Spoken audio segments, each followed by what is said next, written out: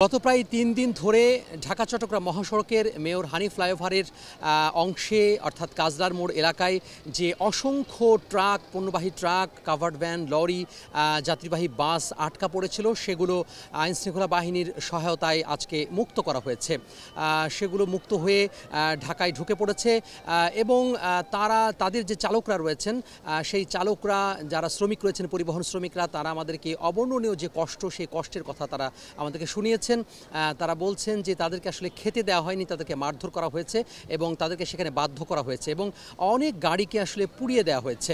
আমরা 4 দিন আটকে আছি স্যার, আমরা খুব বিপদে লেগে আছি স্যার, আমাদের খুব কষ্ট স্যার, আমরা খেতে পারি না, হোটেলগুলো নাই আমাদের স্যার।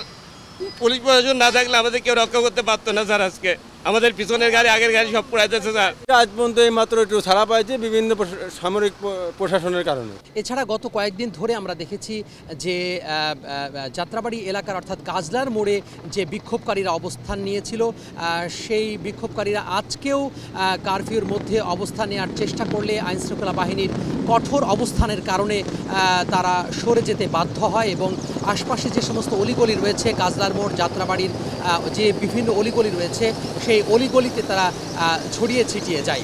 এছাড়া এখানে সেনাবাহিনীর ব্যাপক উপস্থিতি আমরা লক্ষ্য করেছি। দুপুরের দিকে কাজলার মোড়ে সেনাবাহিনীর অসংখ্য গাড়ি এখানে ঢুকে পড়ে এবং তাদের যে কার্যক্রম, সেই কার্যক্রম তারা চালায়।